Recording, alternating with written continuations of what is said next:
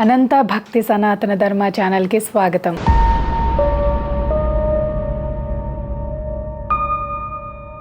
ఓం శ్రీ గణేశాయ నమః. ఓం శ్రీ సరస్వతియే నమః. ఓం శ్రీ గురుభ్యో నమః. శ్రీ గణేశ పురాణంలోని మంత్రకథనం అనే 11వ అధ్యాయం. బ్రహ్మ వ్యాసునకు గణేశ మంత్రమును చెప్పుట. అనంతరం భృగు మహర్షి సోమకాంతుడికి ఇలా చెప్పసాగాడు. ఓ రాజా, ఇట్లా వ్యాస మహర్షి ప్రశ్నించగా బ్రహ్మ సమాధానం చెప్పటం ప్రారంభించాడు. ఓ వ్యాస మునీంద్ర, గణేశ మంత్రములే గణేశుని యొక్క శబ్దస్వరూపం. ఆగమాలలో 7 కోట్ల గణేశ మంత్రాలు చెప్పబడి ఉన్నాయి. వాటి రహస్యం పూర్తిగా తెలిసింది శివునికి మాత్రమే. నాకు కొద్దిగా మాత్రమే తెలుసు. ఇక గణేశ మంత్రాలన్నింటిలోనూ షడక్షర గణపతి మంత్రము, ఏకాక్షర గణపతి మంత్రములు శ్రేష్టమైనవి. ఆ మంత్రాలను కేవలం స్మరించినంత మాత్రాన్ని సకల కార్యములు సిద్ధిస్తాయి. లోకములో గజానన మంత్ర ఉపాసకులు పూజనీయులు. వారు సర్వదా నమస్కరించతగినవారు. వారు జీవన్ముక్తులు అవుతారు. ఆ గజాననుని భక్తితో ఉపాసించటం వల్ల సకల సిద్ధులు ధ్యానం చేస్తాయి. ఈ గణేశ మంత్రోపాసన చేసేవారు ఇచ్ఛావిహారులు. వారికి సర్వజ్ఞత్వము, కోరిన రూపం ధరించగల కామరూప సిద్ధి కలుగుతాయి. సకలాభిష్టములను ప్రసాదించే ఆ వరగణేశుని భక్తిగా కొలిచేవారు ధన్యులు. ఆ గజాననుని యందు భక్తి లేని వారి జన్మ నిరర్ధకము.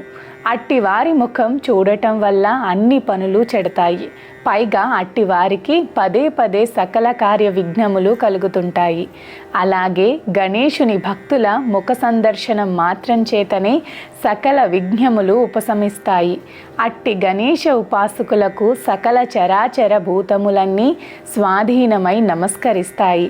అందుకని ఓ వ్యాసమునీంద్ర, అటువంటి సకల కార్యసిద్ధిప్రదము, మహామహిమోపేతము, సర్వమంగళకరము, పరమశుభకరము అయిన ఏకాక్షర గణపతి మంత్రాన్ని నీకు ఉపదేశిస్తాను అంటూ బ్రహ్మదేవుడు శుచి అయి ఆచమించి వ్యాసునకు ఉపదేశించాడు. మంత్రానుష్ఠాన క్రమము చెప్పుట. ఓ వ్యాసమునీంద్ర, ఇక నీకు ఉపదేశించిన గణేశ మంత్రాన్ని ఎలా అనుష్ఠానించాలో కూడా చెబుతాను విను. ఈ అనుష్ఠాన క్రమాన్ని పూర్వం శివుడు నాకు ఉపదేశించాడు. దాన్ని నీకు సంగ్రహంగా వివరిస్తాను.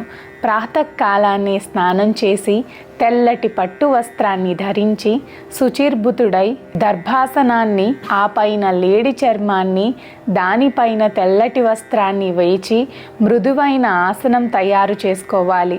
దాని మీద కూర్చుండి భూతశుద్ధిని, ప్రాణస్థాపన, అంతర్మాతృక బహిర్మాతృక వ్యాసములు చేసి మూలమంత్రంతో ప్రాణాయామం చెయ్యాలి. ఆ తరువాత గాయత్రి ఉపాసన చెయ్యాలి. తదనంతరం నిశ్చల మనస్సుతో గజాననుని ఆపాదమస్తకము ధ్యానించాలి.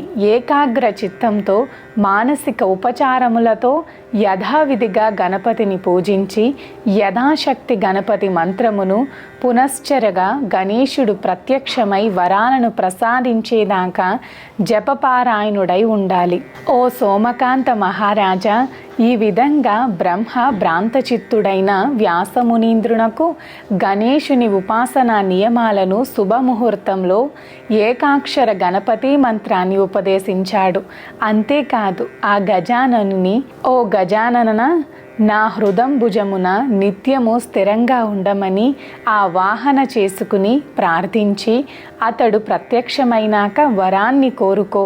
అలాంటి సమయంలో నీ హృదయంలోనే ఉన్న ఆ గజాననుడు తప్పక నీకు గల సకల కార్యములను ప్రసాదించగలడు. అట్టి గణేశానుగ్రహం పొందిన వెంటనే ఎటువంటి భ్రాంతి లేనటువంటి దివ్య జ్ఞానము, త్రికాల జ్ఞానమును, నానా గ్రంథ రచనా శక్తి నీకు కలుగుతాయి అంటూ వ్యాస మహర్షిని ఆశీర్వదించాడు వాణీపతి అయిన ఆ చతురాననుడు. అప్పుడు వ్యాసమునికి ఇంకా ఆ మంత్ర విశేషాన్ని గురించి వివరించి ఇలా వివరించాడు. ఓ వ్యాసమునీంద్ర, నీ మనస్సుకు ఏకాగ్రత కలిగేందుకు అనుకూలమైన నిర్జన ప్రదేశంలో ఏకాంతంగా కూర్చుని ఆ భక్తవరదుడైన గజానన్ని నీ హృదయంలో నిరంతరం స్మరిస్తూ ఈ మంత్రాన్ని అనుష్ఠించు.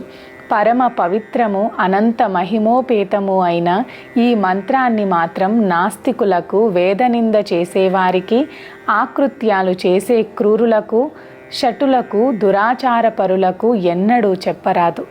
దైవం యందు దృఢమైన భక్తి విశ్వాసములు కలవానికి, వినయము శ్రద్ధ ఉన్నవానికి మాత్రమే ఈ మంత్రాన్ని ఉపదేశించాలి.